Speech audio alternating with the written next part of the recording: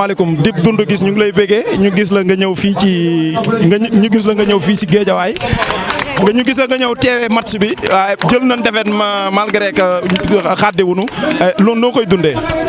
ah neexul ñun ñëpp am nañ lu ñu métti mais gars yi football nañ et puis on sait que c'est pas facile pour ñoom ak absence su Sadio beeg et mondial la quoi beneen niveau la et puis dañ leen di encourager quoi waaw ñun ñëpp am lu ñu métti mais surtout ñoom donc ñu continuer encourager leen parce que bu muy neex tamit ñun dañ ko doon dund quoi donc bu xawee métti tamit nañ garder ñu continuer encourager Lions yi.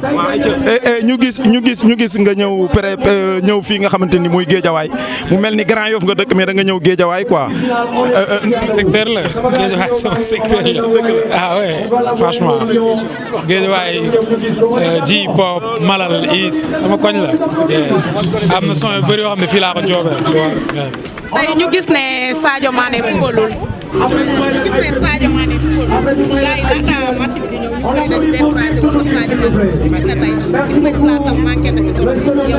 non man déjà match bi su may commencé daan côté fin bi la quoi donc seetlu ma ni gars yi dañoo découragé par rapport ak loolu je me dis que manqué na si Sadio Mané ñëpp xam nañ importance am si équipe bi manqué na si et puis voilà gars yi tamit ay joueurs lañ parce que Sadio Mané kese mënul jël coupe ñoom ñoo ànd def ko donc ñun ñu ngi si ginnaaw Lions yi ñu ngi continuer supporter Sadio Mané moom si boppam mu ngi continuer supporter donc nañ ko gëm rek yàlla baax na. looy waajal. maa ngi liggéey. looy waajal ak banlieue bi Grand Yoff. maa ngi waajal sama projet su ma paree rek. incha allah yaa ngi waajal yu neex daal. waaw maa ngi jox.